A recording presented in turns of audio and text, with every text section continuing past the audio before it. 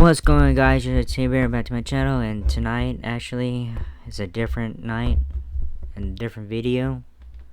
And you see in the thumbnail, I'm gonna read y'all Edgar Allan Poe, and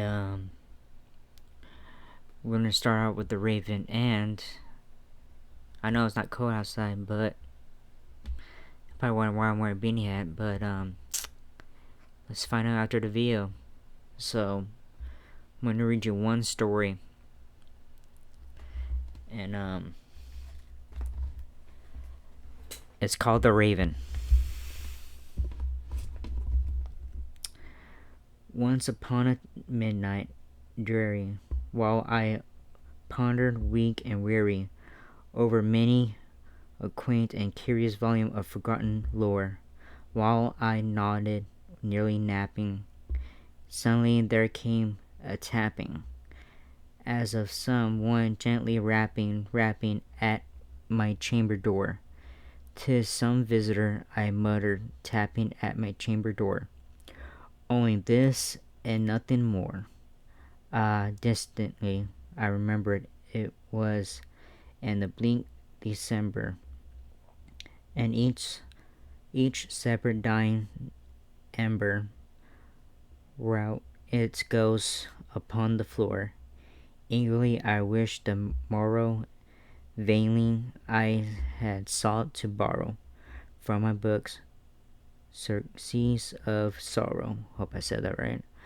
Sorrow for the lost Lenore, for the rare and radiant maiden who the angels name Lenore, nameless here for evermore, and the silken, sad, uncertain rustling of each purple curtain thrilled me, filled with fantastic terrors never felt before. So that now, to still the beating of my heart, I stood repeating, "'Tis some visitor entreating entrance at my chamber door." Some late visitor entreating entrance at my chamber door. This it is, and nothing more. Presently my soul grew stronger. Hesitating then no longer, "Sir," said I, "or madam, truly your forgiveness I implore. But the fact is, I was napping, and so gently you came rapping, and so faintly you came tapping at my chamber door, that I scarce, was sure I heard you.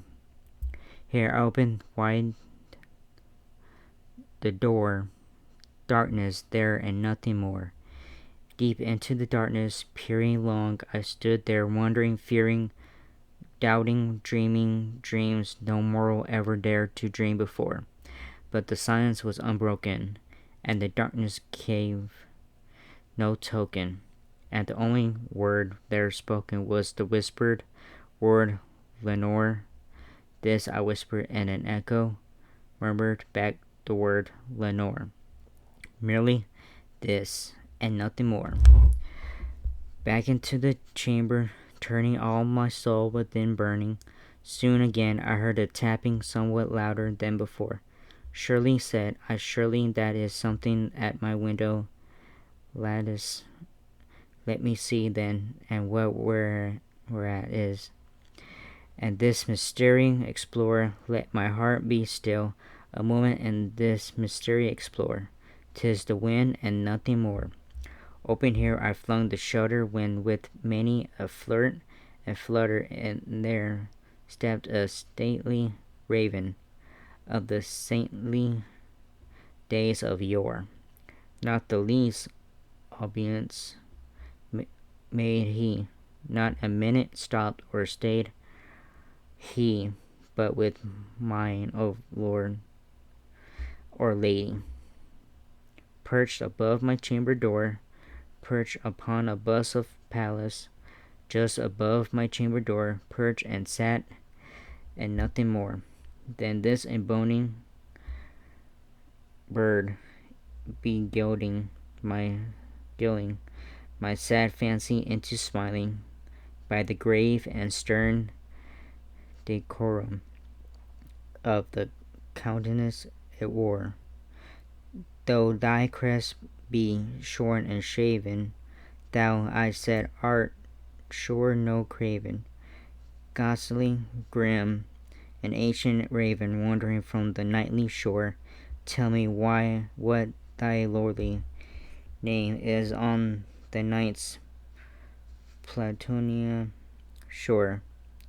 Quoth the raven, nevermore.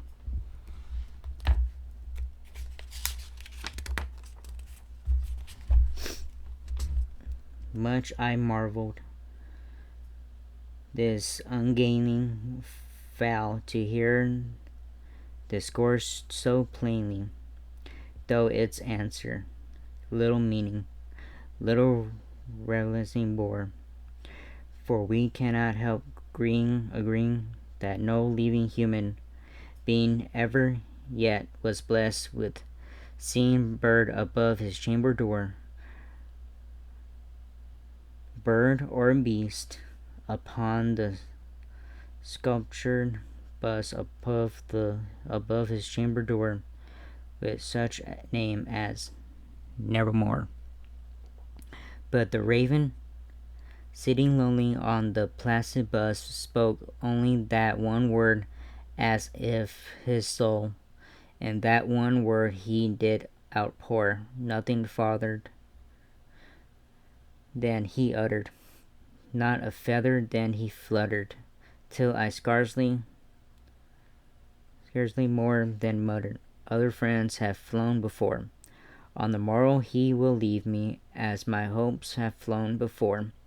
Then the bird said, nevermore. Startled at the stillness broken by reply so aptly spoken, doubtless said I, what it utters is its only stock and store, caught from some unhappy master, whom unmerciful disaster followed fast and followed faster, till his songs one burden bore, till digest of his hope that melancholy burden bore of nevermore.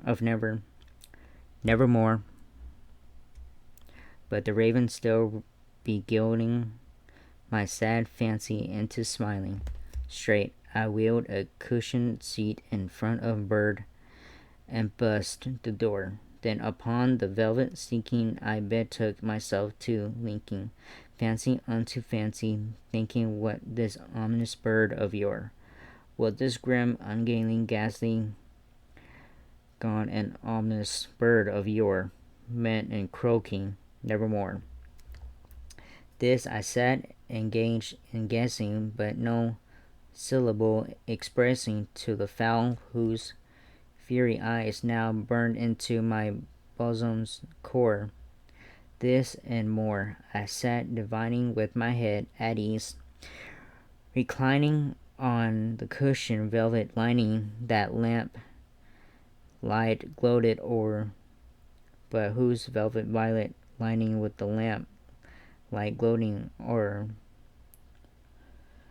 she shall press at nevermore. Then methought the air grew denser, perfumed from an unseen censer, swung by seraphim whose footfalls tinkled on the tufted floor. Wretch, I cried, thy God hath lent thee, by these angels he hath sent thee, respite and nepenthe from thy memories of Lenore. Quaff, oh quaff, this kind of nepenthe, and forget this lost Lenore. Quoth the raven, nevermore. Prophet, said I, think of evil. Prophet still, if bird or devil, whether tempered sent or whether tempest tossed thee here ashore, desolate yet all doubted on this desert land enchanted, on this home by horror haunted. Tell me truly, I implore, is there balm in Gilead? Tell me, I implore, quoth the raven, nevermore. Prophet, said I, think of evil, prophet still, if bird or devil, by that heaven that bends above us, by that God we both adore, tell this soul with sorrow laden, if within the distant Eden it shall collapse a sainted maiden, whom the angels named Lenore, clasp a rare with and radiant and maiden, who the angels name Lenore. Quoth the raven, nevermore. Be that word our sign of parting, bird or fiend. I shrieked up, starting. Get thee back into the tempest and the night's Plutonian shore. Leave no black plume as a token of that lie thy soul hath spoken. Leave my loneliness unbroken. Quit the bust above my door.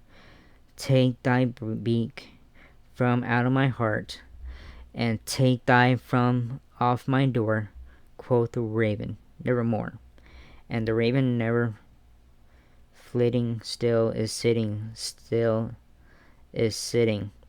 on the pallid bust of Pallas, just above my chamber door, and his eyes have all the seeming of a demon's that is dreaming, and the lamp light o'er him streaming throws his shadow on the floor, and my soul from out that shadow that lies floating on the floor shall be lifted nevermore.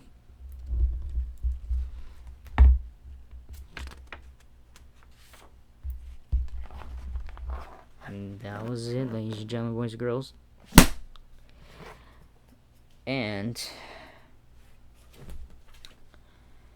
let's get to work, shall we? And I hope you all have a good night or good morning,